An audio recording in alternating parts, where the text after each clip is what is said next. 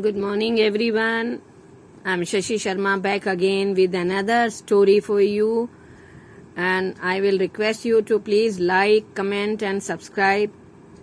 The title of the story is The Last Sermon. There was a place called Dongyung in the outskirts of Yumthangam.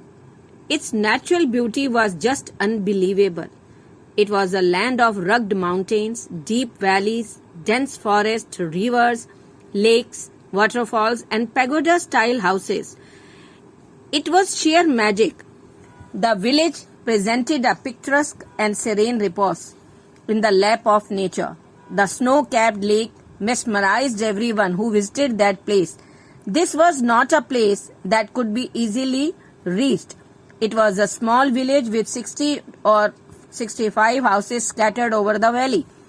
The tribal people were simple, traditional, religious, and away from the contact of the sophisticated people of the world. They were hard workers, and farming and weaving were their only occupations.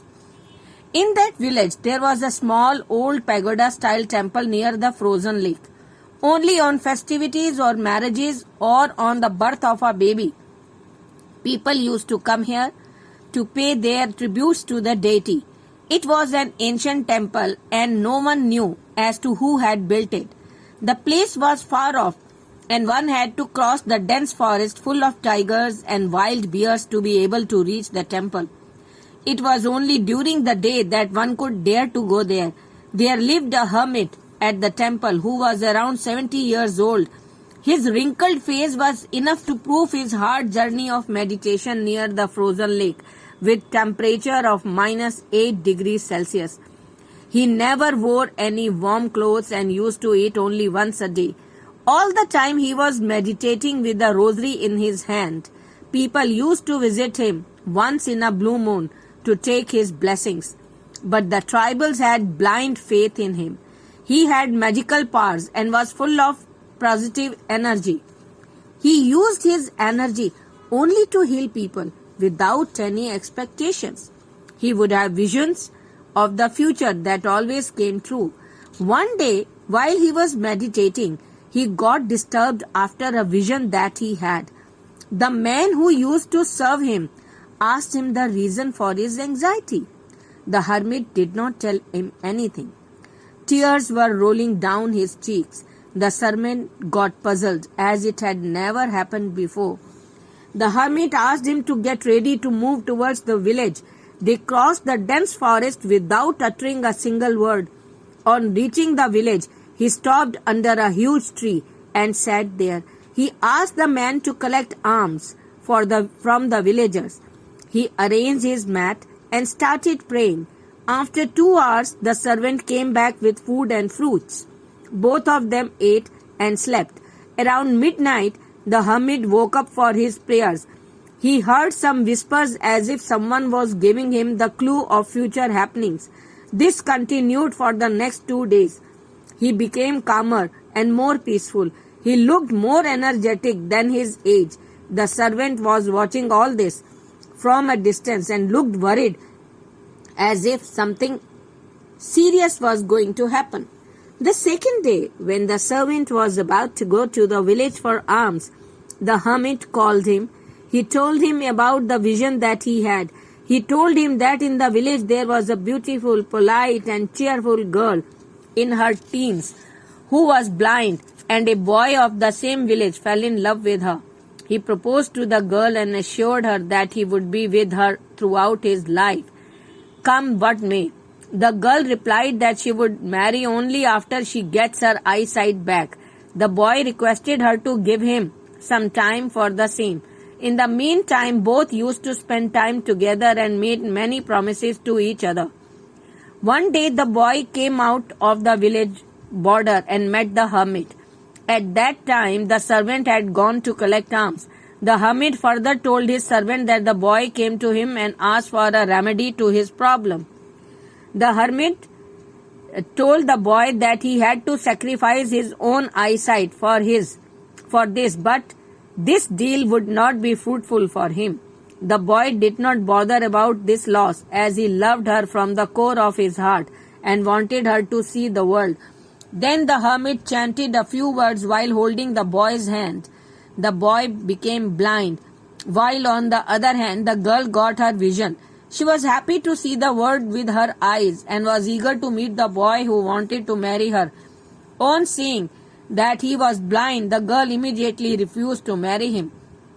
The boy told her the truth, but even on hearing his, her heart did not melt. She married another boy from the neighboring village. The boy came to meet the hermit. When he was narrating this incident to the servant, he fell at his feet and cried. He said, "You were right. Now I have come to realize that she was totally materialistic. She had never loved me the way I did. Please guide me, hermit."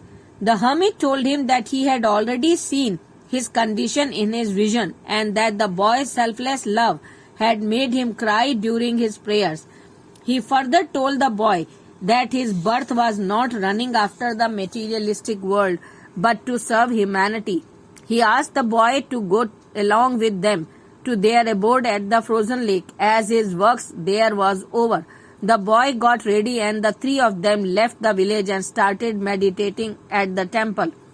Years passed, and one day the hermit called the boy and told him that the boy had come for him to leave for his heavenly abode.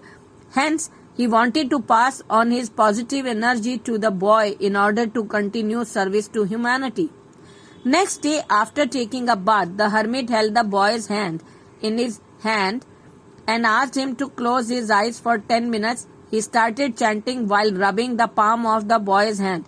The boy felt as if something was being passed into his body. After 10 minutes, when the boy opened his eyes, he found that his eyesight was back. When he turned towards the hermit, he saw that he had already left for his heavenly abode. The servant helped the boy in cremating the body of the hermit. The boy became a monk and started giving sermons. He started moving from one village to another. Many people became his followers. But one day, he visited a village called Sungmar. He taught people to serve humanity. When he was preaching, he found one pale and sad-looking lady who was crying. He called her and asked her the reason for her misery. She told him that she had loved someone, but as he was blind, she had refused to marry him as she wanted to enjoy her life. But it was everlasting joy, as her husband had left her because she was barren. He married another girl. Now she was repenting for her deed of refusing to marry the boy who had sacrificed his eyes for her. She did not know that the monk was the same boy. When he looked at him, she fell at his feet. The monk just told her, "Desires always lead to disaster." With these words, the monk moved on to another village. No one knew where he had gone. The words spoken at the last sermon of the monk had a great impact on the lady, and she left all worldly comforts and started following the monk's footsteps of serving humanity. How did you like the story? Please comment and like. Thank you.